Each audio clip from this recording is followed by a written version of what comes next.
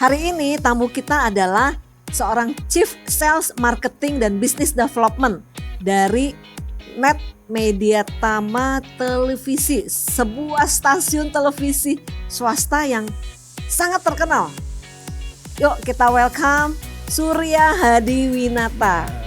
Welcome to Jawaban Marketplace. Thank you. Sudah mampir ke Marketplace, Jawaban Marketplace. Ini kalau nggak Cinelli yang ngajakin sih nggak. Biasanya belakang layar aja kita. Oh, gitu ya.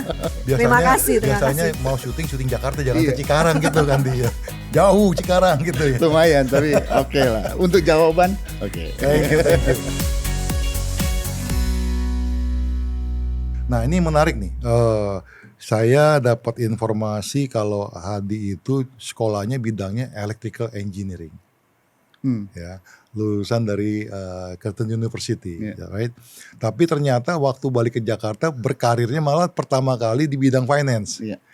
Nah dari situ baru lompat lagi ke bidang sales, marketing dan juga business development. Ini agak jauh dikit sih ya, gitu perlompatannya dari engineering, electrical engineering, finance ke marketing, sama sales. Mungkin Hadi bisa sharing sama kita. Kira-kira latar belakangnya itu dulu waktu milih finance tuh kenapa, kemudian kenapa milih ke sales dan marketing? Saya itu sebenarnya ke Australia bukan karena memang waktu itu orang tua juga berkecukupan, tapi juga sebenarnya agak dipaksakan, coach. Karena saya ke Australia itu karena waktu itu SMA saya nggak bisa bahasa Inggris. Jadi waktu itu mama nanya ke saya mau kuliah di mana di. Akhirnya saya bilang mesti bisa bahasa Inggris nih. Saya pikir kalau tahun 2000 ke atas nggak bisa bahasa Inggris. Kalau di dunia kerja kayaknya susah sekali gitu ya. Jadi saya paksain coach ke Australia itu dengan biaya secukupnya juga, maksudnya nggak kebanyakan, dengan biaya cukup karena di sana juga saya kerja sebagai pelayan restoran, sebagai penjaga toko juga, saya coba kerja di sana. Tapi benar-benar ke Australia itu benar-benar nggak bisa bahasa Inggris, nggak punya saudara, pertama kali ke luar negeri juga. Nah, kenapa akhirnya end up-nya ngambil electrical engineering as my major? Karena bagi saya ngambil bisnis itu lebih sulit dibandingkan engineering. Karena kalau sekolah bisnis di sana itu kan banyak sekali presentasi kan dalam bahasa Inggris.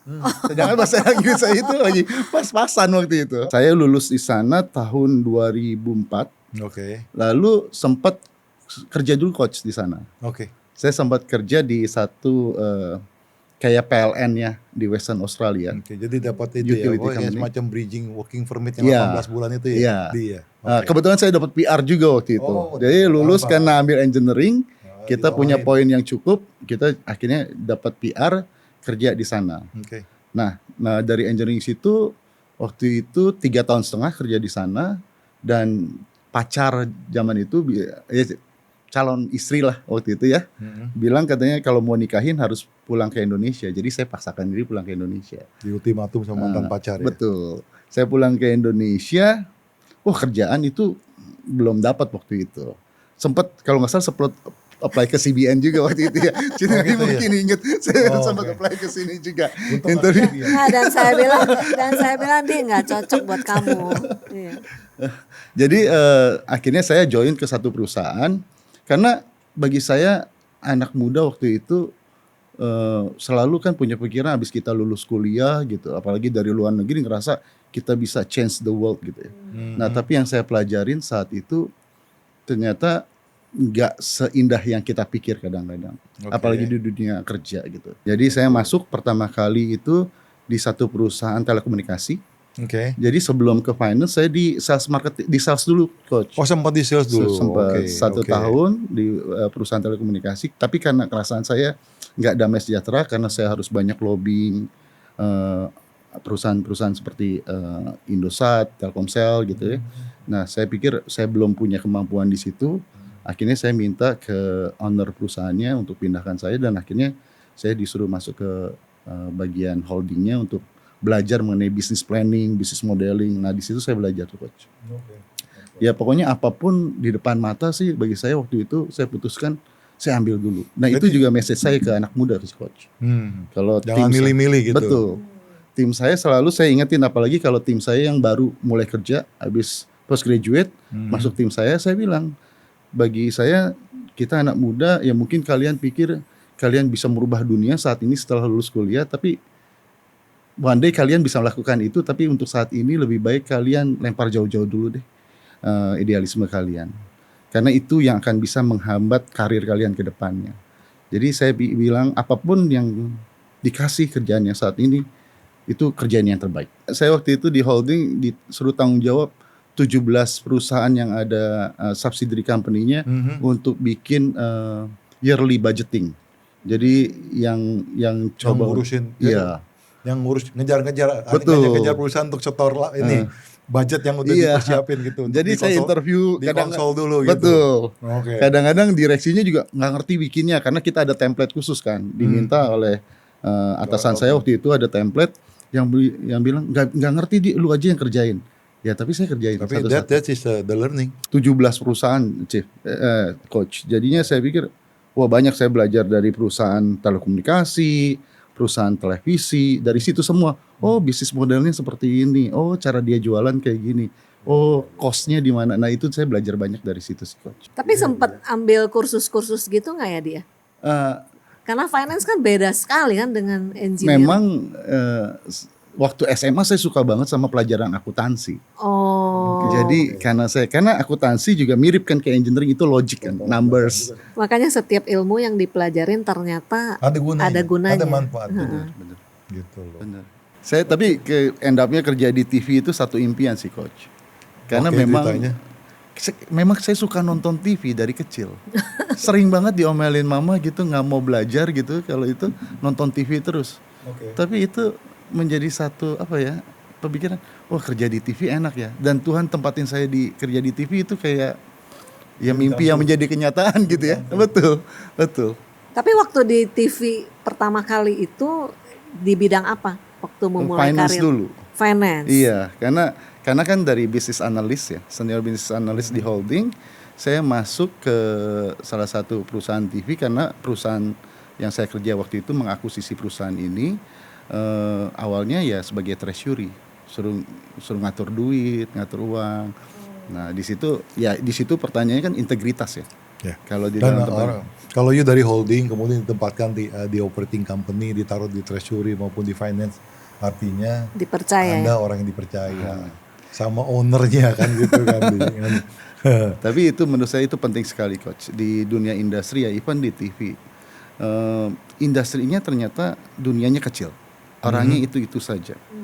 Kita mesti punya integritas, dalam arti kalau kita cacat sedikit aja, satu gitu, kampung tahu semua. Sudah pasti. Satu dunia bukan tetangga. Sudah pasti. Tadi sebenarnya belum selesai nih, Coach. Kan dari finance, dari sekolahnya seperti itu, masuk di finance yang sangat berbeda. Nah, tapi waktu masuk ke sales marketing belum diceritakan nih. Keputus ya? Iya, belum diceritakan ya. Karena buat saya finance ke sales itu kan sangat bertolak belakang ya, ngurusin uang, tiba-tiba sekarang harus jualan. Kalau waktu pindah dari sebagai division head-nya finance waktu itu di satu perusahaan televisi, pindah ke marketing division, itu sih lebih pada dasarnya saya belajar, biarpun kita orang finance, menurut saya orang teknikal apapun juga, kita harus bisa marketingin diri kita sendiri. Nah, dalam arti gimana caranya kita bisa marketing diri kita sendiri, saya itu memang orangnya agak dominan, tapi saya sanguin juga. Saya itu bangun hubungan, suka sekali untuk bangun hubungan sama orang. Saya nggak menunggu orang untuk mendekati saya dulu, tapi terkadang saya lebih proaktif untuk mendekatkan orang itu. Makanya itu yang dilihat akhirnya sama direktur utama saya waktu itu. Ngelihat ini orang ternyata bisa deket ya sama agensi-agensi. Karena waktu saya di finance, di treasury ya betul tadi kata coach, kita itu kolek penagihan gitu. Nah, kadang-kadang kan ada beberapa agensi yang susah untuk bayar. Nah, gimana caranya bagi saya untuk dia bisa bayar ke kita, saya bangun hubungan sama dia. Enggak sekedar saya cuman datang untuk nagih, tapi saya juga tahu keluarganya, berteman. Jadinya kalau kita lagi butuh gitu, tolong dong bayar. Nah, karena udah relasi pertemanannya sudah ada, biasanya dia akan lebih membantu kita. Nah, karena itu yang saya lakukan even waktu saya di finance.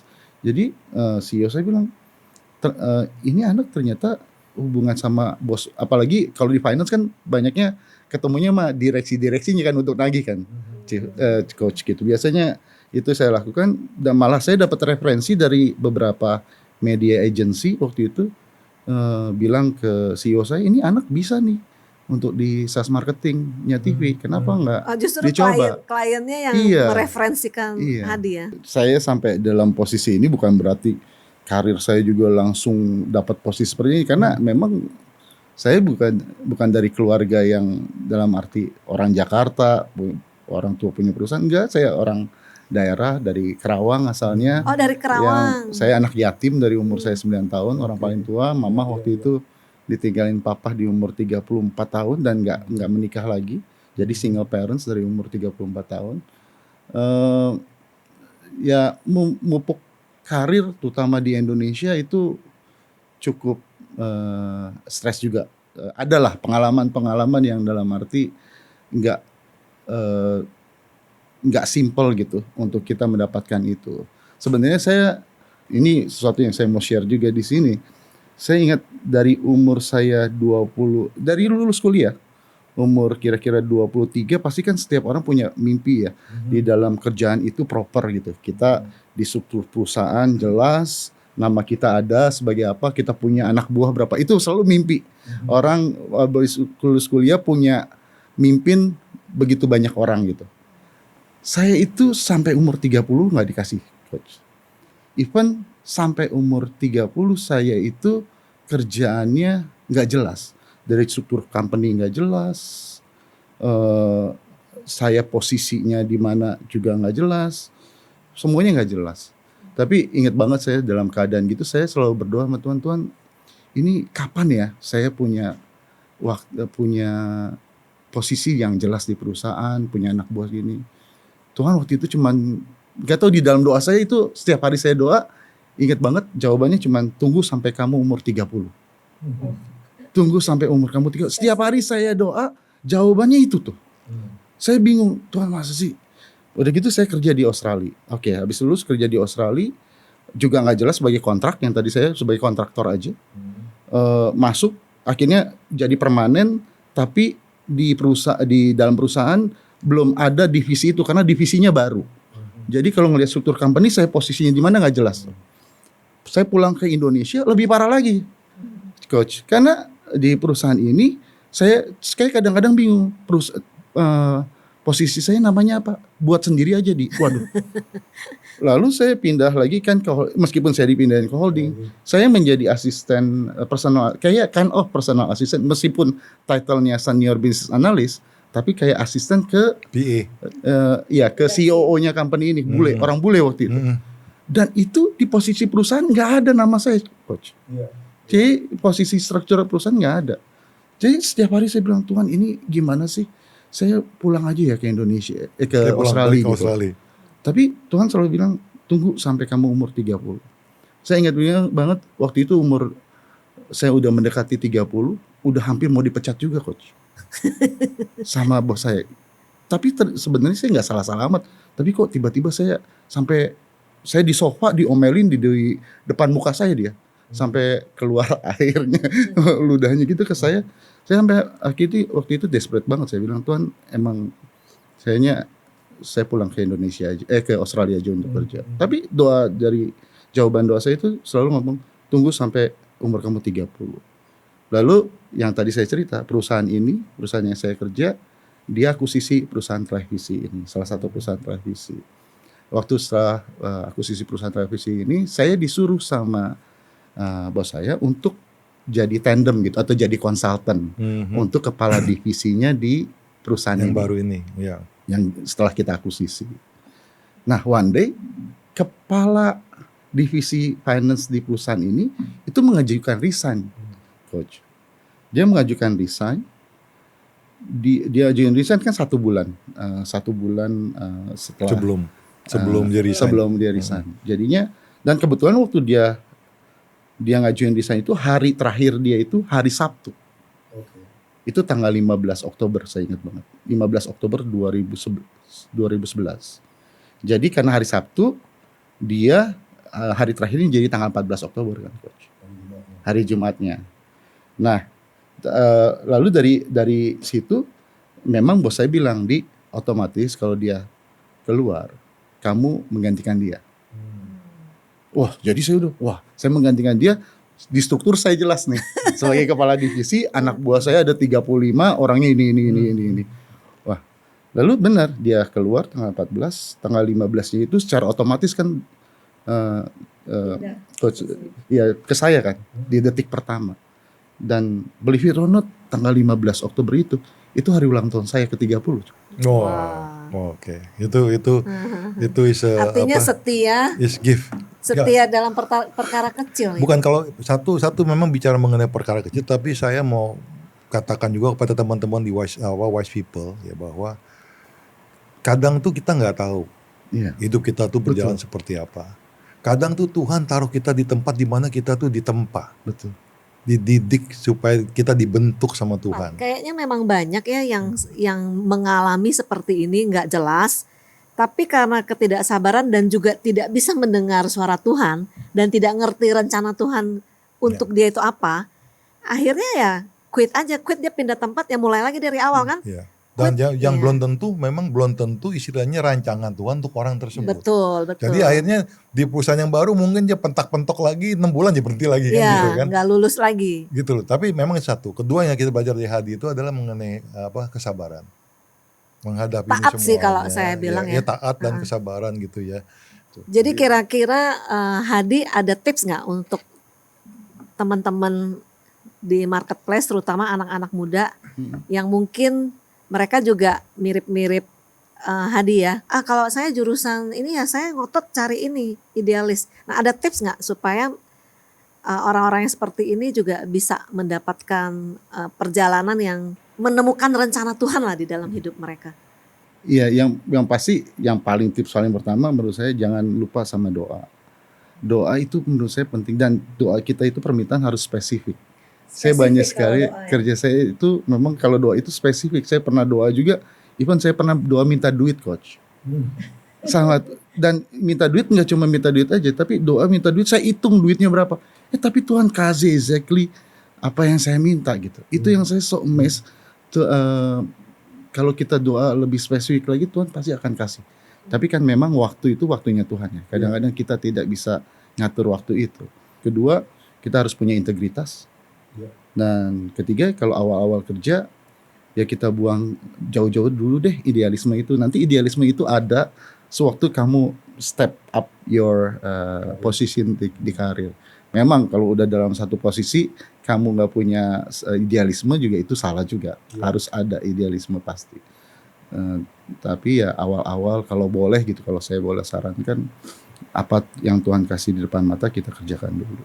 Wise people, jika saat ini Anda sedang bergumul dengan berbagai macam masalah di dalam pekerjaan Anda, atau Anda sedang menghadapi banyak tekanan dari atasan atau klien Anda, yuk datang sama Tuhan. Minta hikmat dan kekuatan, dan minta Dia yang buka jalan bagi Anda. Nah, jika Anda butuh dukungan doa, kami juga siap mendukung Anda. 24 jam setiap hari kami ada. Hubungin kami di nomor yang tertera di bawah ini. Karena sales-sales ini yang mendatangkan revenue untuk perusahaan ya. Kan kalau revenue-nya bagus, profitnya bagus, perusahaan juga akan kasih bonus dan segala macam, promosi gitu.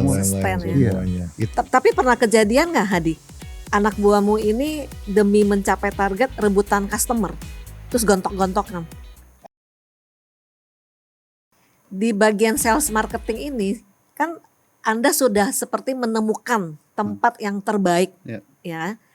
Tapi kami tuh pengen tahu, dari finance kemudian sales marketing, apakah Anda pernah ngambil kursus atau mungkin juga otodidak, atau apa sih yang membuat kamu itu bisa jago di sales marketing dan sampai jadi direktur kan sekarang? Kalau ngomongin tentang itu, sebenarnya sekarang saya kerja di TV. Kalau ditanya di kerja di TV itu pengalamannya dari mana, atau you bisa belajarnya dari mana, kok bisa sekarang kerja di TV sebagai sales marketing, director, business development. To be honest, saya itu belajarnya banyak di gereja. Karena waktu muda saya cukup aktif di gereja. Jadi di gereja itu kan kita belajar tentang kepemimpinan seperti apa. Pas itu bangun hubungan dengan sesama kita seperti apa. Dan kebetulan waktu dulu saya di gereja itu aktif sekali untuk ngurusin Sunday service. Jadi kebaktian setiap minggu itu ya enggak Sunday service ya yang buat itu, tapi saya yang ngaturin karena waktu itu di Australia, di luar negeri kan enggak, yang bersih-bersih kita sendiri. Jadi saya yang lebih pada dasarnya yang off stage. Kalau on stage, nah kalau on stage teman saya itu yang Oswin namanya itu, dia yang ngurusin yang on stage, yang segala macam yang ada di on stage dia yang ngurusin. Tapi yang saya lebih off stage. Jadinya bersihin kamar mandi, vacuum ruangannya, make sure semuanya bersih, sampah-sampah dibuangin, ngatur tempat duduk, ushering gitu-gitu itu kita ngatur. Nah itu saya belajar dari situ. Saya dari gereja juga kita sering bikin event. Waktu event kita kumpulin orang Indonesia kira-kira 2.000, kita bawa satu artis dari Indonesia. Nah saya belajar dari situ sebenarnya. Fundraising dan cari sponsor kan. Kita cari sponsor eventnya. Jadi dari situ sih yang saya banyak belajar sekali gimana kita bisa melayani orang, juga dapat tentang bagaimana kita harus cara memimpin orang, berinteraksi dengan orang. Betul, semuanya. Ya. Betul. Nah, di gereja kan kita diajarin juga tuh Coach sama Cinelli mengenai DISC kan. Itu juga sangat membantu sekali. Oh, mengenal kepribadian orang ya. Kita bisa belajar, oh ternyata dia orangnya cermat ya. Kita nggak, ya approach-nya seperti apa. Iya. Gitu. Jadi semua ilmu-ilmunya sekarang kepake. Betul. Nggak pernah kursus sales marketing ceritanya. Nggak pernah. Wow, saya ada pertanyaan lagi nih ya seputar sales marketing juga. Kalau di sales marketing kita kan harus jualan, kita compete dengan orang lain, dan bahkan mungkin sesama anak buah kita juga saling berkompet untuk bisa mencapai target. Bagaimana kamu sebagai atasan membuat mereka itu tetap harmonis untuk mencapai target?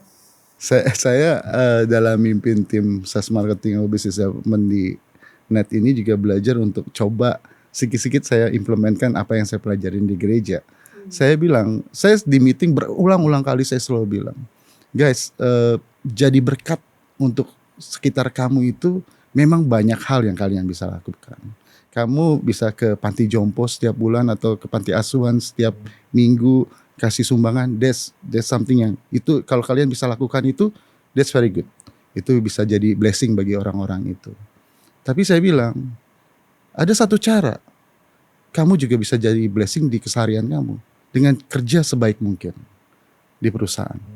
Dengan seperti itu, kalau kerja sebaik mungkin di perusahaan, itu kalian udah menjadi berkat bagi orang-orang yang kerja di Net.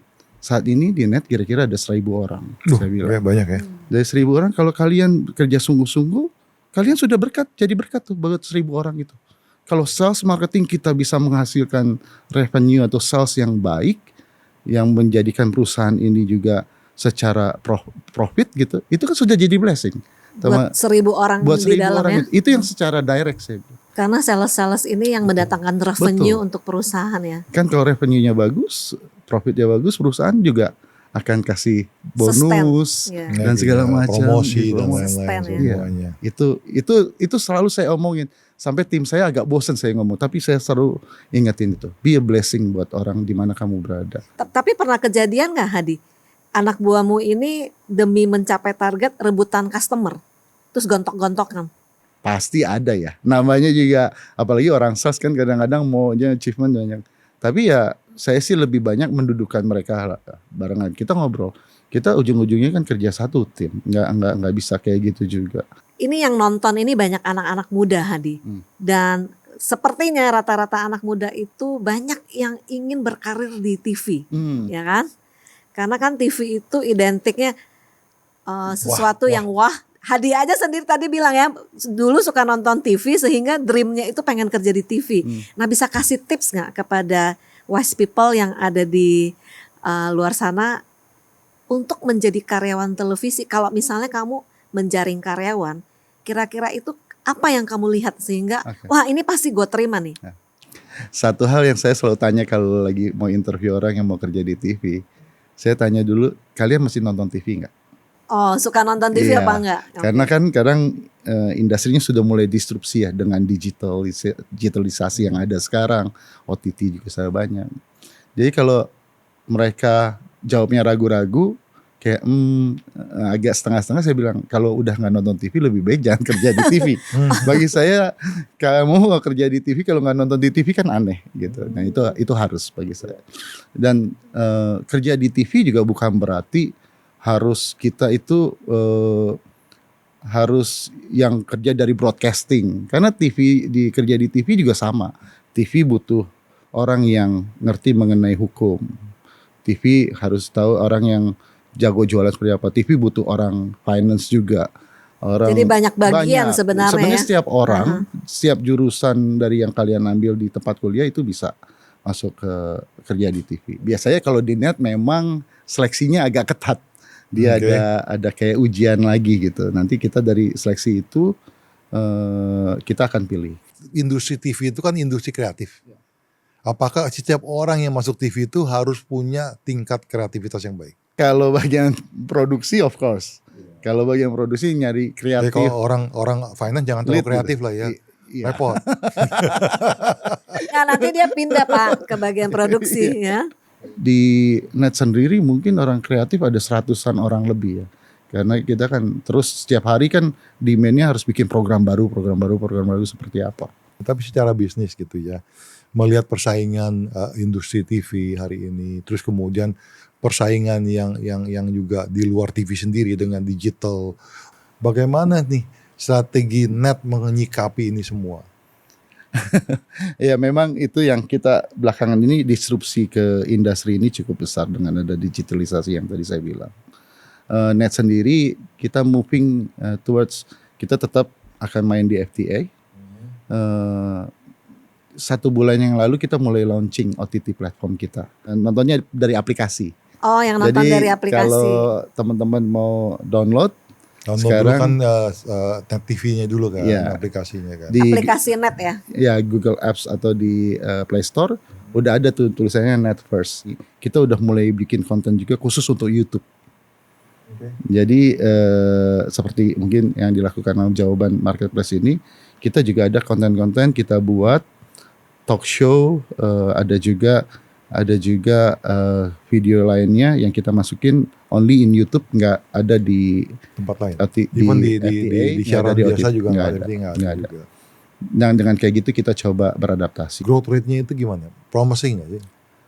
Digital sangat promising. Digital year on year-nya kenaikannya masih bisa di atas 30%. Kalau in terms of spending advertising ADEX ya, advertising expenditure-nya naik bisa 30% year on year-nya. Tapi kalau untuk FTA sendiri yang kita pelajarin itu mulai stagnan, mulai akan di situ-situ aja, nggak turun, tapi juga tidak akan begitu naik. Porsinya masih lebih besar memang dibandingkan digital. Kalau kita lihat dari survei-survei, salah satunya dari Media Partner Asia, itu sekitar 65-70% expenditure untuk advertising masih ada di FTA. Karena jangkauannya lebih luas. Betul. Tapi nggak spesifik ya gitu ya. Betul. Oke. Jadi kita juga itu kita lakukan, dan kalau untuk lebih gilanya lagi kita lagi ngobrol sama Weir Group Pak. Betul, Weir Group ini dia yang dipercaya oleh pemerintah, yang mereka juga baru IPO untuk membuat metaverse, mulai multiverse-nya itu Indonesia itu. Nah kita lagi ngobrol juga kemarin. Di Daniel Surya. Pak Daniel Surya. Kita lagi pikirin apa yang kita akan lakukan di situ. Sudah ada pembicaraan sih, sudah ada rencana. Tapi saya masih nggak bisa disclose di sini. Bagaimana Net TV itu bisa bertahan di gempuran dari TV-TV raksasa-raksasa itu? Kok bisa sampai hari ini? Udah berapa tahun ya? Udah 9 tahun sekarang. Makanya bisa ceritain nggak? Memang paling heboh Net TV itu tahun 2019 kalau nggak salah ya. Ada pemberitaan kalau kita pecat banyak orang. Segala macam. Tapi saya waktu itu belum join. Saya join itu awal tahun 2020. Sebelum pas pandemi dong. Pandemi, iya. Waduh, ini harus ditanya juga nih berarti. Memang strategi awalnya pasti yang kita pelajarin di manajemen yang baru ini, kita harus bisa manage cost. Karena cost itu bagian yang penting sekali gitu dari pertumbuhan di satu perusahaan terutama ya gitu. Di situ. Sedangkan satu sisi memang waktu itu bisa dibilang net itu katanya kalau jualan ke advertiser itu nggak fleksibel. Oke. Jadi slot time-nya dikecilin, hanya maksudnya breaknya hanya 3 menit gitu kan. Pas gitu di dalam kontennya nggak boleh ada built-in. Ya ujung-ujungnya kita lihat perkembangan di industri karena TV-TV yang lain main di situ. Kini di tahun 2020 kita putuskan kita pelan-pelan, ya mungkin tidak sebanyak yang dilakukan oleh yang lain, tapi kita juga membuka kesempatan dari advertiser untuk juga melakukan built-in, melakukan inside content gitu. Itu kita lakukan sekarang.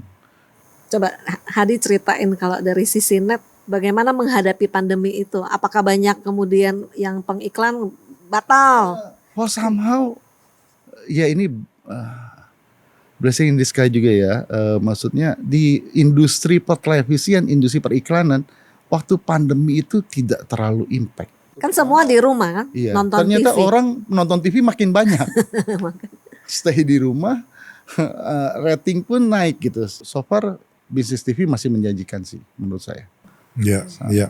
Meskipun orang bilang wah udah ketinggalan zaman ini, enggak juga. Kita di TV orang ngomong itu ya udah nggak apa-apa, berarti mereka nggak mau main di TV, kita lagi asik-asik aja dengan mainan kita sendiri sekarang. Dan TV kan sekarang udah ada peraturan harus dirubah semua digital. Betul. Nah betul. dari net sendiri ada challenge-nya nggak untuk TV Ya, semua harus saat digital? ini memang challenge di cost. Dalam arti kita harus paralel antara analog transmisi kita dengan digital transmisi kita, dua-duanya nyala. Jadi cost transmisinya sekarang double dibandingkan dengan sebelumnya.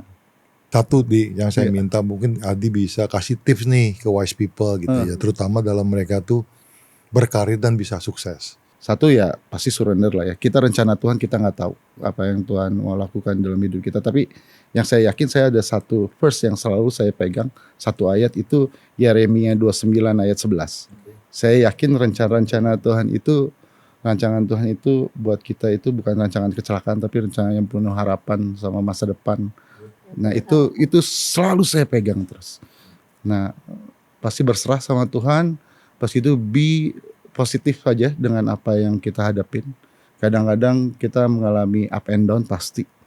Kalau kita semua up terus juga menurut saya nggak baik juga buat diri kita. Be humble and be a blessing gitu antara dari sekeliling kita itu penting banget. Saya ngomong gini ya bukannya agak mulu-mulu tapi itu yang saya coba. Meskipun kadang-kadang kita suka agak meleset tapi saya selalu ingetin diri saya. Be a blessing, humble aja. Jangan dengan apa yang kita punya apalagi udah dapet posisi yang baik, jangan jadi sombong. Saya setiap hari masih naik turun gitu di semua lantai untuk say hi to everyone. Iya. Gitu. Dan tadi yang satu poin lagi yang mungkin Adi lupa ngomong, building the trust. Ya benar. Anyhow, any way you can build the trust. Betul. Karena saya juga percaya bahwa trust yang kita ngomongin tadi ini sebenarnya harta benda kita, Betul. harta karun kita. Betul. Karena trust itu is not overnight ya. Yep. Trust itu kan is built melalui waktu, melalui perjalanan waktu, sehingga saling ada trust. Yep. Gitu. Betul. Wise people, jika saat ini Anda sedang bergumul dengan berbagai macam masalah di dalam pekerjaan Anda, atau Anda sedang menghadapi banyak tekanan dari atasan atau klien Anda, yuk datang sama Tuhan. Minta hikmat dan kekuatan dan minta Dia yang buka jalan bagi Anda. Nah, jika Anda butuh dukungan doa, kami juga siap mendukung Anda. 24 jam setiap hari kami ada. Hubungin kami di nomor yang tertera di bawah ini.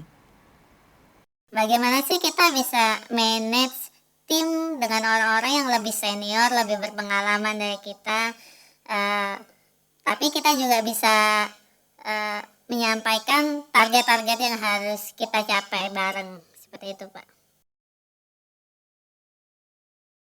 Hadi, kita ada mystery guest yang dari tadi dia sudah menunggu dan tidak sabar ingin bertanya. Nah, pertanyaannya ini dia bisa ajukan ke Hadi maupun ke Coach Yungki. Nah, mystery guest silakan pertanyaannya. Saya mau tanya ke Pak Hadi ya, bagaimana kita kan sebagai sales marketing kadang melakukan kesalahan Pak. Bagaimana memulihkan hubungan dengan klien ketika mereka kecewa atau apa yang kita janjikan tidak tercapai gitu.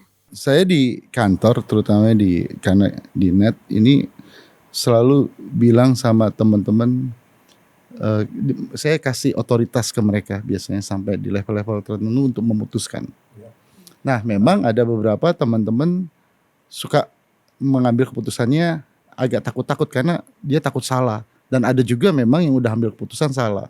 Tapi saya selalu bilang, kalau sampai kamu ngambil keputusan salah, itu bukan karena kamu sebagai pribadi yang salah sama klien. Karena komitmen yang harus diberikan sama klien itu, karena sudah diputuskan, misalnya harganya kemurahan gitu, ya kita harus tetap jalankan. Karena kamu bernegosiasi bukan atas nama kamu pribadi, tapi atas nama perusahaan. Itu pasti kita harus tetap jalankan. Nah, akhirnya kalau misalkan ada kejadian lagi yang salahnya campaign akhirnya nggak berhasil, biasanya kita kasih kompensasi, Pak Coach. Jadi kita pikirkan apalagi additional benefit yang kita want to make sure juga campaign dia berhasil di TV kita. Nah, itu dengan cara ya kita pikirin supaya tidak merugikan net juga ya. Karena kita bikinnya kasih iklan lagi gitu dengan jumlah yang sama, kadang-kadang kita agak keberatan karena iklan kan jumlahnya terbatas. Ya, kalau untuk iklan, tapi kalau untuk built-in, untuk running text, itu kan NTC kan, nggak consume our commercial break. Nah, biasanya kita kasih kompensasi ke situ sampai satu sisi kliennya puas dan ngerasa oke, ini worth it untuk dia spending di kita. Tapi kalau pengalaman saya begini beda ya, Nel. Istilah gini, kalau kita memang ada melakukan sesuatu kemudian klien kecewa, ya. Kalau kita itu baik lagi kita tuh jujur dengan klien, ya terjadi ini seperti apa semuanya dan kita juga istilahnya sincere untuk melakukan recovery daripada kekecewaan. Biasa sih mereka terima, ya. Selama memang kita tidak ulangi lagi sekali salah, 2 kali salah, 3 kali salah. Tapi kalau sekali salah kita jelaskan dan kita juga lakukan perbaikan gitu ya, istilahnya recovery action gitu, mestinya klien bisa terima dengan senang hati. Mereka juga akan senang sekali kita bantu mereka seperti itu. Tapi kalau kesalahan yang sama diulang lagi, banyak janji-janji tapi tidak ditepati oleh orang-orang kita kepada klien, ya itu masalahnya ada something wrong dengan orang-orang kita. Gitu loh, ya. Apakah menjawab pertanyaanmu, mystery guest? Pertanyaan kedua, tadi Pak Hadi bilang bahwa dia memimpin orang-orang yang lebih senior. Kadang mereka istilahnya, saya sebagai yang lebih muda kalah hawa lah gitu ya. Dia kadang sampai nada tinggi gitu. Nah, bagaimana sih kita bisa manage tim dengan orang-orang yang lebih senior, lebih berpengalaman dari kita? Iya, saya ingat banget yang waktu saya jadi kepala divisi finance itu semuanya 35 orang itu semuanya lebih tua dari saya. 35 orang itu semuanya lebih tua dari saya. Finance, iya, saya agak surprise juga. Bahasa Inggrisnya itu one against all. Gitu. Tapi yang pasti dari awal saya nggak seenak-enaknya aja. Kadang-kadang I think first impression is very important juga. Kalau kita tiba-tiba memimpin mereka dengan gaya yang agak otoriter atau tidak kasih respect, arogan gitu, itu akan jadi sulit ke depannya. Nah, biasanya awal-awal saya itu harus pasti approach mereka, mulai di approach-nya jangan sampai nunggu mereka untuk approach kita. Saya satu-satu saya bagi hidup. Biasanya banyaknya gitu. Saya sharing tentang kehidupan saya. Saya nggak di kantor itu kalau sama tim nggak cuma sekedar ngomongin tentang kerjaan, tapi saya juga sharing my life gitu. Ini kayak kejadian saya waktu dulu pernah gagal maksudnya di Marena sama bos, gimana saya cara untuk encounter itu saya cerita biasanya. Jadi sama tim itu saya nggak cuman sekedar atasan atau bawahan, biasanya saya approach dia personally, benar-benar personally. Ya kebetulan waktu itu cuma 35 orang kan. Jadi untuk approach satu-satunya enak. Saya kadang-kadang nongkrong sama dia. Saya di break time makan siang, saya makan siang sama dia. Ya 1-2 orang gitu. Jadi kita lebih intimate dan menurut saya approach itu akan keluar respectnya dengan akan sendiri. Dia akan respect kita juga. Secara otomatis ya. Tapi ada yang menarik gini. Lukas 6 ayat 31 masih ingat nggak? Dikatakan tuh sebagaimana kamu kehendaki semua orang perbuat kepadamu, perbuatlah juga kepada mereka. Jadi maksudnya if we want to get respect, kita mau dihormatin ya kita juga harus menghormati mereka. Apalagi mereka lebih senior. Betul. Ya, tapi memang saran saya, kebetulan ini ada pertanyaan juga kemarin beberapa wise people juga tanya di kita punya sosial media. Yang saya katakan gini, kalau engkau dipilih sebagai pemimpin berarti kan memang engkau punya kemampuan jadi sebagai pemimpin. Namun karena engkau harus memimpin anak buah atau bawahan yang lebih senior, yang pasti kan jangan sombong tadi kan, be humble, hormati mereka, tapi juga tegas. Betul. Ya jangan nanti kita terbawa arus, kita mau dihargai mereka, kita mau hormatin mereka, jadi kita lemah, kita nggak punya stand. Sebagai pemimpin nggak bisa seperti itu. Jadi pemimpin juga harus punya stand ya kan gitu, punya ketegasan. Kan, gitu. Biasanya kalau di tim itu selalu ada hukum Pareto sih. Menurut saya Paretonya gini, kadang-kadang saya lihat kalau di tim saya punya misalkan 150 orang. Biasanya 20% dari tim saya itu kerjanya die hard lah. Maksudnya oke banget gitu. Kepala di bawah, kaki di atas kerja kayak gitu. Nah 60% biasanya ya oke gitu. Ya just oke, nice. Yang penting kerja benar. Tapi biasanya 20% pasti ada yang selalu against kita. Tapi bagi saya orang-orang seperti itu bukan berarti saya harus keluarin atau segala. Tapi karena itu akan menjadi check and balance saya pribadi. Tapi ya betul kata coach. Katanya juga harus tegas lah ya maksudnya. Ya harus tegas juga. Tapi bukan berarti kita dengan seenaknya aja ganti orang itu. Iya. Bagi saya itu harus ada check and balance buat pribadi kita sendiri sih, coach. That's good. Gitu. Mudah-mudahan bisa menjawab nih. Apakah sudah menjawab? Tadi sepertinya dia bertanyanya adalah saya punya karyawan lebih senior dan seringkali yang senior ini susah dipimpinnya sepertinya itu ya. Iya, pasti ada. Nggak mungkin nggak ada, pasti ada. Karena selalu ini hukum alam. Dan bahkan suaranya lebih kencang tadi dia bilang, Pak. Orang yang senior itu merasa dia punya pengalaman lebih. Betul. Ini anak muda Hadi jadi bos gua nih, anak kemarin sore jadi bos gitu loh. Itu normal. Tapi kembali lagi kalau kita menghargai mereka, kita respect mereka, lama-lama mereka juga respect. Dan apalagi mereka tahu kita juga istilahnya kita duduk di situ karena kita punya kemampuan, kompeten. Bukan karena kita ditunjuk dari langit gitu ya untuk jabatan tersebut. Saya pernah dikerjain loh coach gitu. Ada satu anak buah saya, kita ganti sistem. Dia ngotot nggak mau ganti sistem. Waktu itu kita sebagai sistem banking kita gak berubah, dia nggak mau. Sampai hari itu emang kita harus ada pembayaran. Banyak vendor yang harus kita bayar. Dia nggak mau input dengan sistem yang baru. Dia bilang, Pak saya maunya sistem yang lama. Dia nggak kerjain seharian. Akhirnya apa yang saya lakukan? Ya udah, you nggak mau kerjain, saya lakuin sendiri. Jadi akhirnya saya lakukan. 2-3 hari entar, ya udah Pak, saya ikut aja. Jadi saya kasih contoh juga gitu. Kita nggak nyuruh aja sekedar nyuruh, tapi melakukan. Itu benar. Saya itu lakukan benar. gitu. Ya. Ada yang spesial untuk Anda, daily devotional yang dibuat khusus oleh Coach Yungki. Saya sangat yakin ini akan bisa membantu Anda bertumbuh dan hidup berpusatkan Kristus.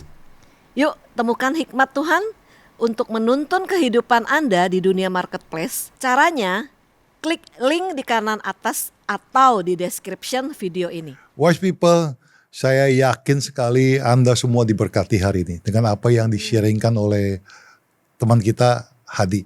Ya, Bu Nelly juga begitu ya. Kita berdua Saya pun sangat diberkati. Ya, terima kasih Dan sekali. thank you banget. Hadi sudah juga. bisa datang di Jawaban Marketplace. Hari ini kita ngobrol dengan santai gitu ya. Dan sekali lagi kita semua sangat diberkati. Terima kasih sekali. Dan tentunya doa kita agar Anda dan juga Net TV akan semakin jaya, semakin diberkati, semakin menjadi TV yang sangat-sangat diidamkan, ditonton, diinspirasi oleh anak-anak muda di bangsa ini. Amin.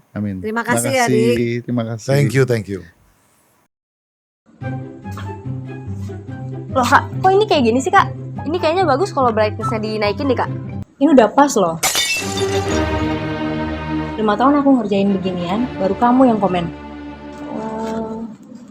Ya udah deh kak, serah kakak. Pagi teman-teman semua. Ada ide gak buat project kita kali ini? Iya bagus sih. Nanti bikin yuk. Lucu banget. Wah. Teman-teman, halo. Kas, si Rena kok masih muda bisa jadi bos ya? Ya juga ya, kan?